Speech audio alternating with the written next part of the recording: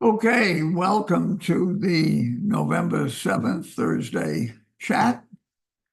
I have not only am I recording it, I'm using the AI companion. Last week it didn't come out well, good enough to distribute, but hopefully this will be another week that you'll be quite surprised at how AI hears what we have to say. But we have a number of people with announcements. We'll start with Sharon Govea. How lucky am I to go first all the time, Jerry? Thank you. I don't know about the rest of you, but I have really been surprised that November is here already. It seems like yesterday was August. But Thanksgiving is just around the corner and a time when we give thanks for the bounty that we have. I am so grateful to be living here with so many benefits and to find it hard to believe that there are so many families in Dedham who are experiencing food insecurity. For the past several years, the Volunteer Outreach Committee has designated November as a time to donate to the Dedham Food Pantry. Their motto is neighbor helping neighbor, and I consider Newbridge a Dedham good neighbor. Generally, I'd like to give you some facts about what they do there. Every $1 that they get in cash or a check will buy $4 worth of food. They get a lot of their food from the Boston Food Bank. And there are a lot of other Costco, Panera, Shaw's, other places that donate food in kind. So they're grateful for that also. But they really rely on a lot of the donations that people give. Last quarter, they served 1,923 households, providing them with 10,300 bags of food. Last Saturday, they served 106 households, feeding 365 people. They now have shopping every Saturday, every other Wednesday afternoon for seniors, and every other Wednesday evening for family shopping. They also provide snack bags to shelter residents. They are a 501c3, so they are a nonprofit and tax deductible. So the Volunteer Outreach Committee has placed a box on the concierge desk, a locked box, and we ask for you to think of them, and we are so blessed, and donate whatever you can to the Dedham Food Pantry. If you want to make a donation by check, you can make it out to the Dedham Food Pantry and put it in the box, or you can mail it to Post Office Box 46, Dedham, Mass. 02027. It's not a 6, it's a 7, I think, because of the post office. So, and we'll make sure that it gets delivered to the Dedham Food Pantry. You can also donate online by going to dedhamfoodpantry.org. And as I have experienced so many times when I've asked for you to reach out and give generously to so many different organizations, I am so grateful for your help. And I'm sure the many people that we provide food for will also be grateful this Thanksgiving. Thank you, Jerry. Thanks, Sharon. Willie Rods. You have to unmute, Willie. Oh, Here I am, I think. Am You're I all unmuted? set. You're Okay. good. I am the head of the movie groups. If you are interested in joining a movie group, please contact me. I can place you perhaps in one of the existing groups, or if there are many of you, we can start a new movie group. For those of you who are new, let me just tell you a bit about the movie groups. There are usually about 12 people in each group. We watch a movie in the theater, then we gather for dinner and discuss it. It's really a lot of fun. So if you are interested, call me 42601. Thank you. Okay, thank you, Willie. Bob Orkin. Thank you, Jerry. It's my turn to present a monthly report from the dining committee. At our meeting yesterday, we discussed the new NOSH menus, which will be introduced later this month. We also began a discussion concerning a dramatic increase in walkers in Centro and how moving forward a better space could be found to park them. And finally, we talked briefly about using Open Table for Centro and NOSH reservations. And that should happen after the first of the year. During our meeting, one topic elicited a lot of conversation. Lately, there have been an unusual number of complaints from our dining room staff, from our Centro staff, especially from our younger servers, concerning behavior from residents that is rude Dr. and in Vonachelli, some cases abusive. hello. Clearly, the past year has been a very stressful Dr. one for Monticelli. many of us. The wars in Gaza and Lebanon, the American election, and other issues have certainly been anxiety-producing. And here at Newbridge, staffing issues have affected service in our dining rooms.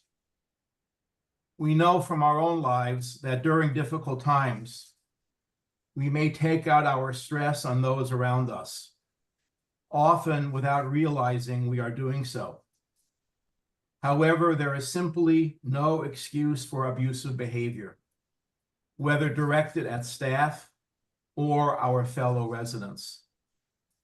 If you're not satisfied with the food or service, please seek out a supervisor so the issue can be rectified.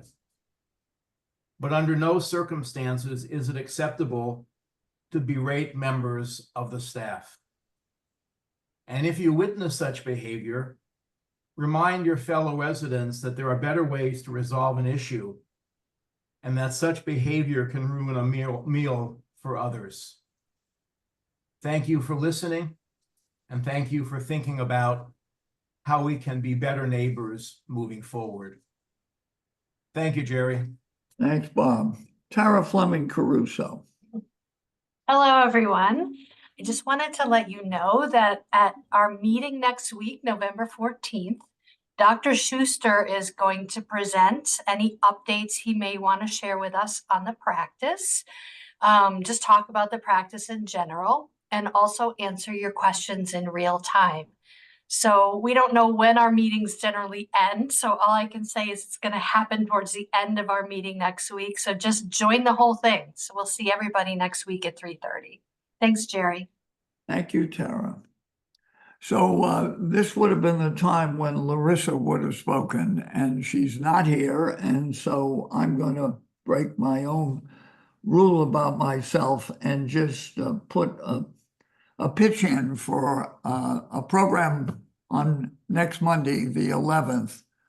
When you get the programs in Matt's letter tomorrow and the one on Monday, you'll see that there is scheduled for 7:30 on Monday in Great Meadow Hall, a lecture by Howard Rosenstein. Howard Rosenstein is a world-famous scuba diver. He's in the Hall of Fame with what's his name? I can't even think of his name now.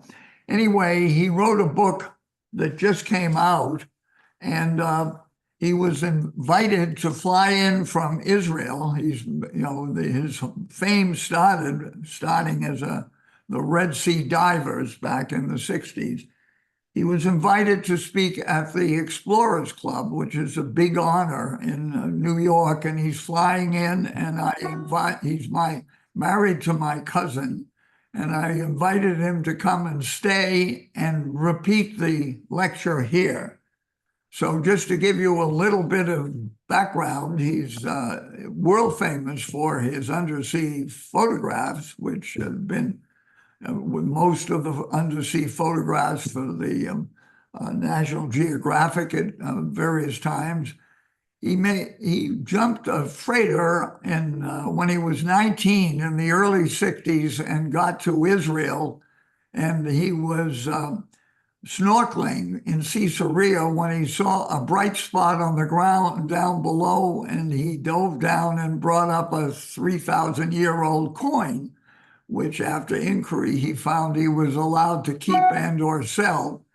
And that started him in a direction. He had been studying anthropology at UCLA, and he took a year at Tel Aviv University to study archaeology, where he met and married my cousin, and they stayed there and have 3 generations of family.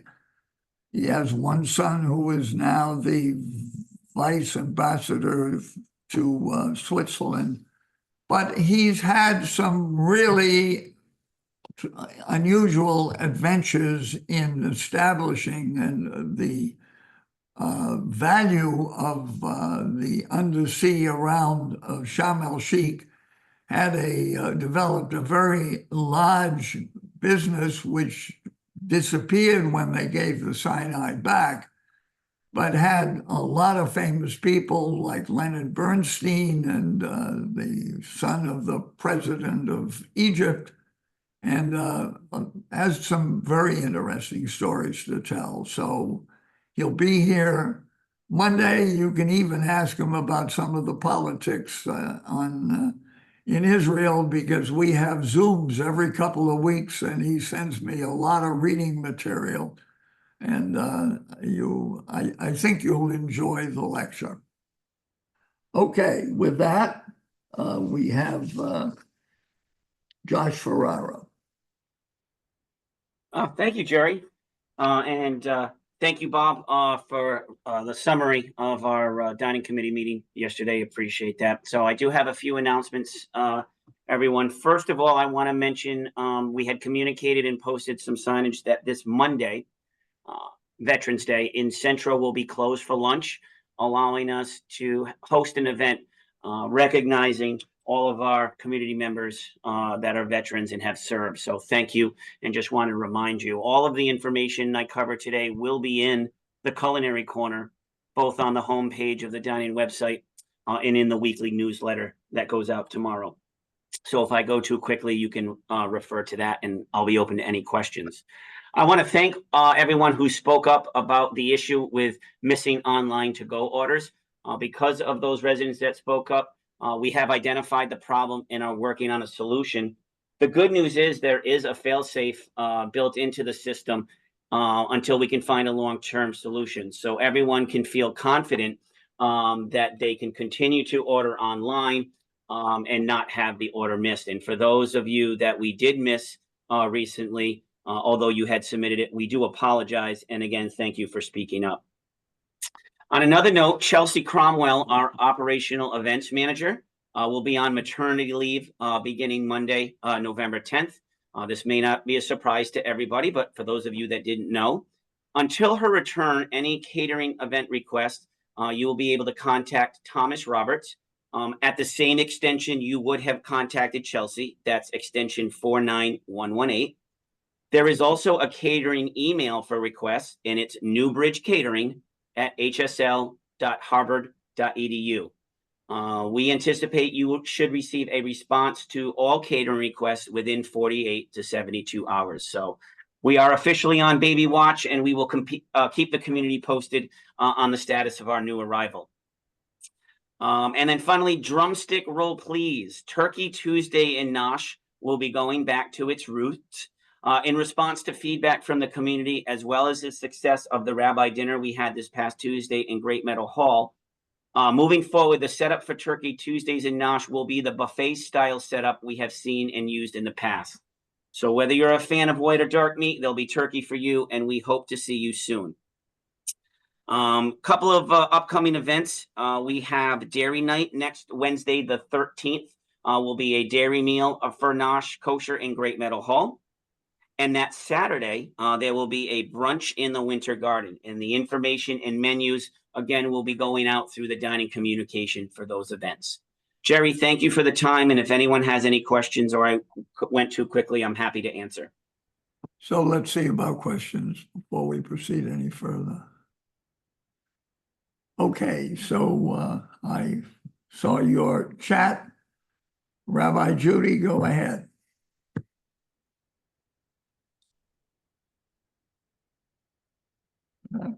Um, can you hear me now? Yep. Okay, good. So I wanted to announce a program that's coming up in a little while. It's not imminent. It's going to be on November 21st at 5 o'clock in Great Meadow Hall. It's prepared or planned by the Interfaith Planning Committee. And what we're going to do is watch a video, a National Geographic video called Who is God? The Story of God with Morgan Freeman. It's a really interesting video that gives a very wide range of different religious faiths and what they believe. It's not too technical, it's just interesting, and it will be followed by a buffet dinner and discussion. The menu will go out closer to the time, and registration will be required.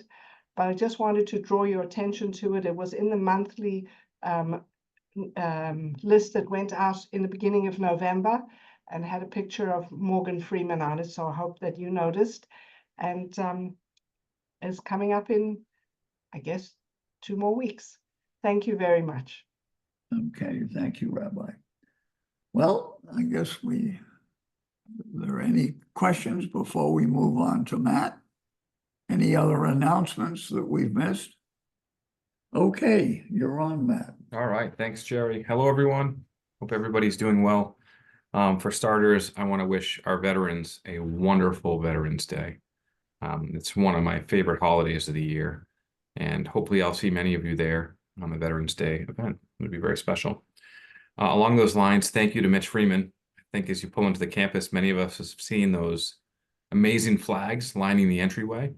I happened to see Mitch last Sunday out there putting those flags in the ground, and what a beautiful touch, and I just think it deserves some recognition.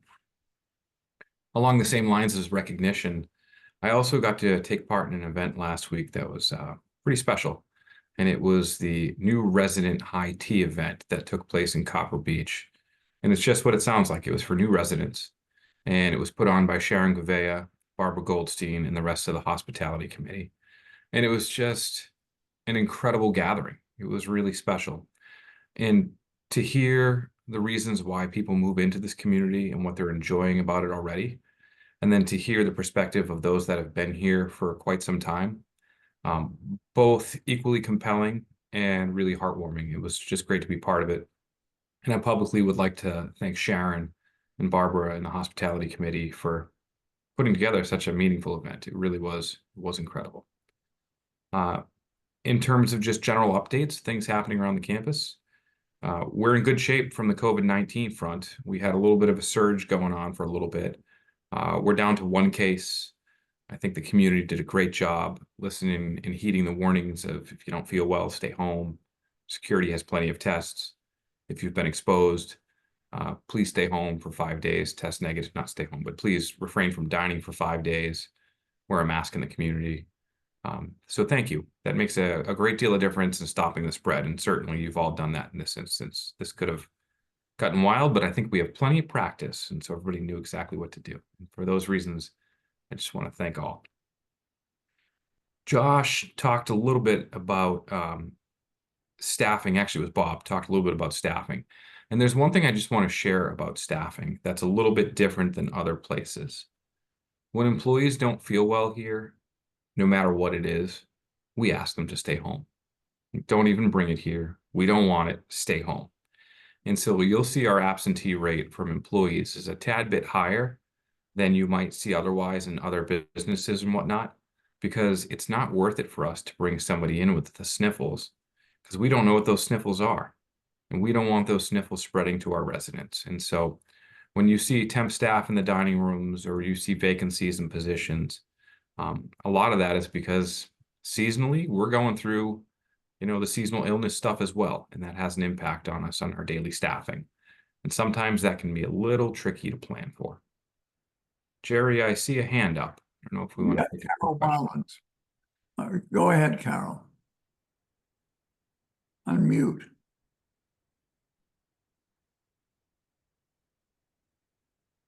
You there? Carol? Okay, I think we should move on. All right, I'm gonna move on then. I think a lot of you have seen the new daily newsletter format that Lynette's put together for us. I hope your inbox isn't as bogged down as it has been in the past. That took her a tremendous amount of work. I'm talking like 6 to 8 months of work to identify all the emails going out from all the different departments, come out with communication timelines, set up standards so the information comes out in a similar format. And along the same lines, you're going to see a little bit of a change tomorrow with the letter that I put out. And that is that'll be sent out at 8 o'clock tomorrow morning as well. The printed copies will go out at the normal time, which is 2 o'clock, because that takes us quite a bit of time to put them to press, if you will. So as a reminder, if you would like to unsubscribe from having the printed copies put in your mailbox, we strongly encourage that. Let Mark or Steve know at the front desk, at the concierge desk, and they can take you off that list, and that would be great. Jerry, I see the hand up again. Carol, if you'll unmute, you can speak. If you can't do it, here, I'm unmuting you.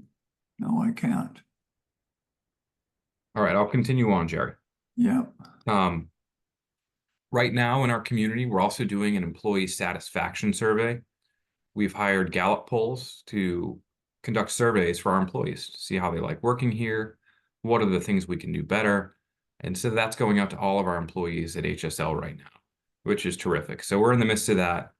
That just opened up on Monday. That's going to run for 2 weeks. And I just share that with you all because I think it's interesting to understand the perspective of leadership and how we seek feedback from our fellow employees. And then lastly, I just wanted to share that, you know, we recently had a resident of IL move to AL, and they're having a phenomenal experience. I mean, really a terrific experience. I had a good visit with them today. And in talking with them, I started thinking about what are some of the misnomers about the AL space, that the things I hear around the community, and I often don't correct, to be quite honest with you, because there's so many things in my mind. So I figured, you know, I'd share a couple of those things with you.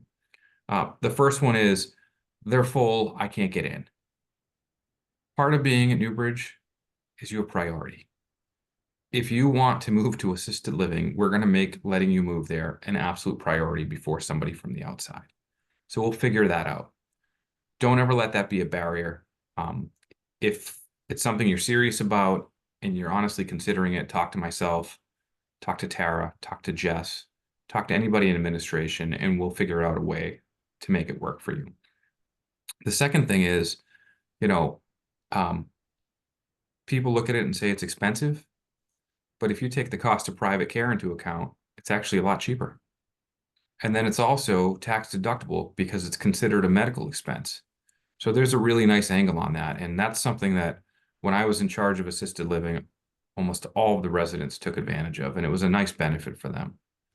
And then lastly, you know, we have Tara, who's an educator, and her job is to understand all of the facets and things that we offer here at this community.